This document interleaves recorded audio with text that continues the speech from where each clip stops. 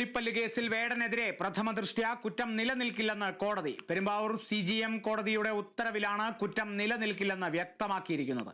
അതേസമയം പുലിപ്പല്ല് കേസിൽ ഇരട്ടത്താപ്പ് നിലപാടുമായി വനം മന്ത്രി AK ശശീന്ദ്രൻ.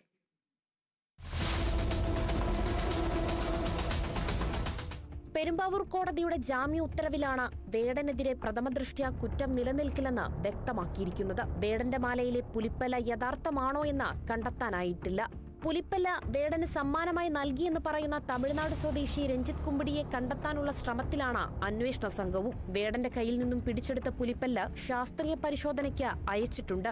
സമാനമായ കുറ്റകൃത്യങ്ങളിൽ വേടൻ ഇതുവരെ ഉൾപ്പെട്ടിട്ടില്ലെന്നും ജാമ്യ ഉത്തരവിൽ കോടതി നിരീക്ഷിച്ചു. എന്നാൽ വേടനെ പോലെ ഒരാളുടെ കേസ് കൈകാര്യം ചെയ്യുമ്പോൾ കുറച്ചുകൂടി സൂക്ഷ്മതയും പക്വതയും വേണമെന്നായിരുന്നു മന്ത്രി AK ശശീന്ദ്രന്റെ പ്രതികരണം. പൊതുസമൂഹത്തിന്റെ വികാരം പരിഗണിക്കാനുള്ള ബാധ്യത ഉദ്യോഗസ്ഥർക്കുണ്ടെന്നും ആഭ്യന്തര അന്വേഷണം ഉണ്ടാകുമെന്നും തിരുത്തുകൾ ആവശ്യമാണെങ്കിൽ സ്വീകരിക്കുന്നതിൽ തടസ്സമില്ലെന്നും മന്ത്രി വ്യക്തമാക്കി.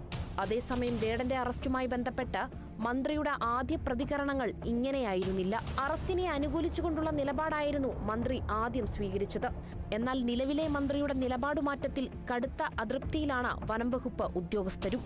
Kerala vision news, Kochi.